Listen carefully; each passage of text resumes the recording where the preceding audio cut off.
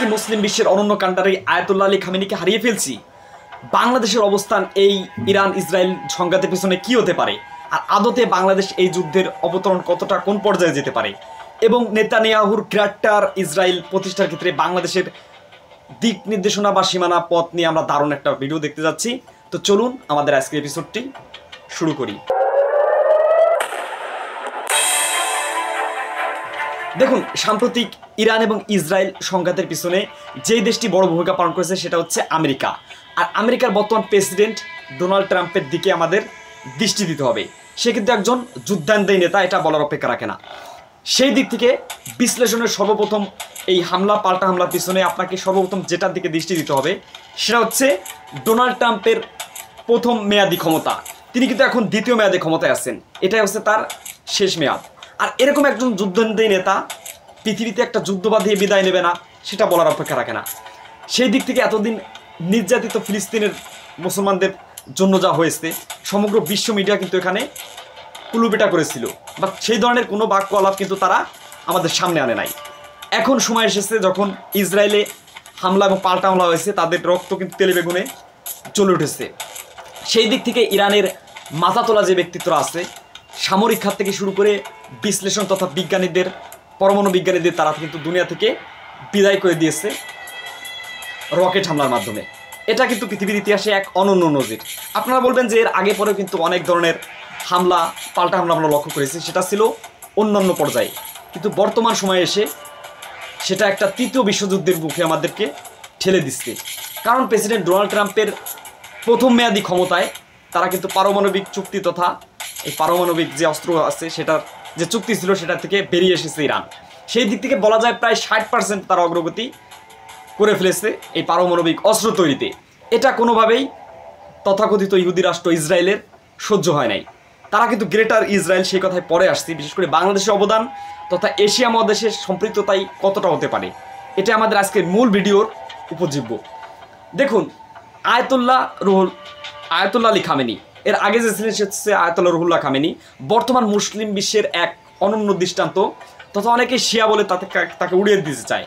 অথচ সুন্নি যে দেশগুলো আছে, বিশেষ করে সৌদি আরব থেকে শুরু করে জর্ডান, এই সমস্ত দেশ কিন্তু মুসলমানদের সাথে একটা বিশ্বাসঘাতকতায় মেতে উঠেছিল, এটা বলার অপেক্ষা রাখে না। জর্ডানের উপর দিয়ে যখন কোনো রকেট হামলা ইসরায়েল করে থাকে সেটাকে তারা চুপ করে থাকে, অথচ ইরান বা অন্যান্য মুসলিম বিশ্বের পরাশক্তিধর দেশগুলো যখন ইসরায়েলের বিরুদ্ধে আঘাত হানে তখন কিন্তু জর্ডান সেটাকে কোনোভাবেই সহ্য করে না। তাদের নিজেদের দেশের আভ্যন্তরীণ নিরাপত্তা ইস্যুকে কেন্দ্র করে তারা কিন্তু সেটাকে ঠেকিয়ে দেয়। এটা হচ্ছে জর্ডানের একটা কলুষিত অধ্যায়। এখন আমরা ইসরায়েলের প্রশ্নে আসি।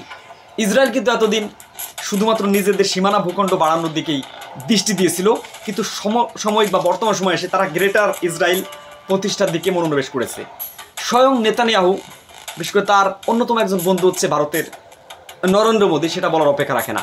আর নরেন্দ্র মোদীর বান্ধবী হচ্ছে বাংলাদেশের তথাকথিত স্বৈরাচার শেখ হাসিনা। সেই দিক থেকে বর্তমান অন্তর্বর্তীকালীন সরকার কোনোভাবেই এই ইহুদি তথা ইসরায়েলকে সমর্থন করবে না, বা তারা পুরোপুরিভাবে ইরানের পক্ষ নিতে পারে সেটা বলার অপেক্ষা রাখে না। কারণ বর্তমান রিপাবলিক ট্রাম্প শিবির যারা ক্ষমতায় আছে তাদের সাথে আমাদের বর্তমান অন্তর্বর্তীকালীন সরকারের সম্পর্ক তেমনটা ভালো আছে সেটা বলার অপেক্ষা রাখে না। কারণ তাদের সাথে মূল সম্পর্ক হচ্ছে এতদিন জো বাইডেন যারা ক্ষমতায় ছিল তথা ডেমোক্রেটিক পার্টি যারা, তাদের সময়কার সময় কিন্তু প্রফেসর মোহাম্মদ ইউনুস শান্তিতে নোবেল পুরস্কার পেয়েছিল। সেই দিক থেকে এখানে বিভিন্ন ধরনের আলোচনা আসে, কিন্তু কথা হচ্ছে উগ্র হিন্দুত্ববাদী ভারত বা কোরআন হাদিস বিশ্লেষণ করে যতটুকু পাওয়া যায়, গাজওয়াতুল হিন্দ নামে একটা বিষয় হবে, বিশেষ করে মুসলমানদের সাথে হিন্দুদের যে চরম একটা সংঘাত হবে, সেটার প্রায় দ্বার প্রান্তে এসে গেছে বলে বলা যায়, অলরেডি শুরু হয়ে গেছে। সেই দিক থেকে নেতানিয়াহুর সাথে প্রেসিডেন্ট মোদি তথা ভারতের যে এই যে একটা সম্পর্ক, পৃথিবীর দুইটা দেশ ইরান, ইসরায়েল এবং ইন্ডিয়া এই দুইটার মধ্যে চরম একটা সম্পর্ক লক্ষ্য করা যায়। তারা দুটাই মুসলিম বিশ্বকে তথা মুসলিমকে কোনোভাবে দেখতে পারে না।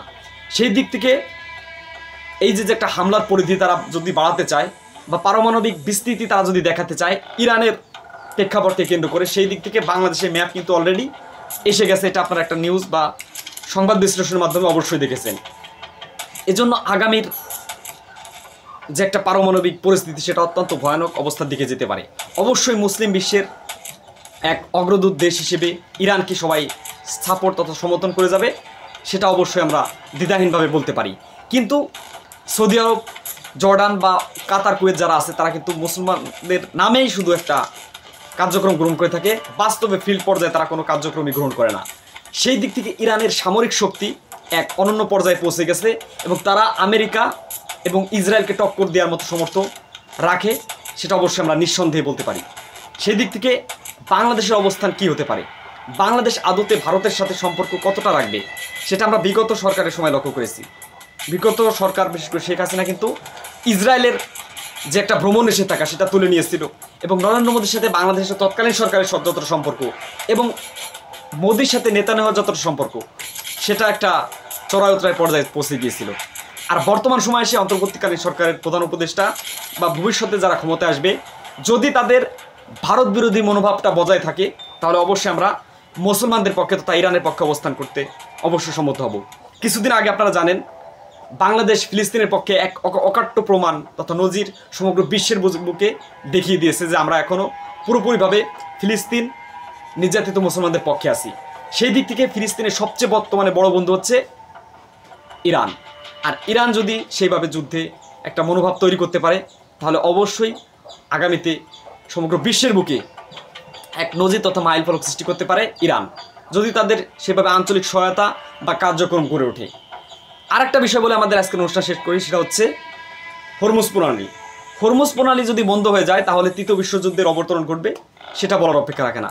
সেই দিক থেকে হরমুজ প্রণালীর মাধ্যমে ভূমধ্য সাগরীয় যত দেশের বাণিজ্যিক যে রুটগুলোর ব্যাপার স্যাপার আছে, সেখানে কিন্তু সমগ্র বিশ্বের তেল রপ্তানি বলেন বা প্রত্যেকটা অর্থনৈতিক খাতকে নিয়ন্ত্রণ করে থাকে এই হরমুজ প্রণালী, যেটা কিন্তু ইরানের নিয়ন্ত্রণে আছে। সে ইরান যদি সেটাকে কোনোভাবে কবজায় করে নিতে পারে, তাহলে বিশ্বের আমদানি রপ্তানি তথা বাণিজ্য কিন্তু একটা হুমকির মুখে পড়ে যাবে। সেই দিক থেকে ইয়েমেন যারা আছে হুতি বিদ্রোহীরা, তারাও কিন্তু মুসলমানদেরকে যথেষ্ট সাহায্য সহযোগিতা করতে পারে। সৌদি আরব, আমেরিকা, ইসরায়েল এরা কিন্তু একই পক্ষের বা একই মনোভাব নিয়ে কাজ করবে। এখন আমাদের আঞ্চলিক সম্পর্কগুলো আপনাদেরকে সুন্দর করে বুঝতে হবে যে বাংলাদেশ, ভারত কোনোভাবে ইসরায়েলের পক্ষ ছাড়বে না, সেটা নিঃসন্দেহে বলা যায়। এবং পাকিস্তান কিন্তু স্বয়ং ইসরায়েলে হামলা করতে চেয়েছিল, কারণ পাকিস্তানের যথেষ্ট সামরিক সক্ষমতা আছে ইসরায়েলে হামলা করার জন্য। সেই দিক থেকে বলা যায় ইরান এমন একটা দেশ যারা প্রায় হাজার হাজার কিলোমিটার মাইল অতিক্রম করে পারমাণবিক হামলা চালিয়েছে ওই ইসরায়েলে। এটা মুসলিম বিশ্বের জন্য এক আনন্দদায়ক বার্তা। যাক, সব ভালো থাকবেন, সুস্থ থাকবেন। এই মিডিল ইস্টের বিষয়গুলো আপনাদের সামনে উপস্থাপন করলাম। আর বিশ্লেষণটি কেমন লেগেছে, বাংলাদেশের ভূমিকা আদতে কেমন হবে, এটা সময়ই বলে দেবে। তো আপনাদের সাথে দেখা হচ্ছে নতুন আরও একটি পর্বে। ইসলাম, মুসলমান এবং দেশের পক্ষে থাকুন।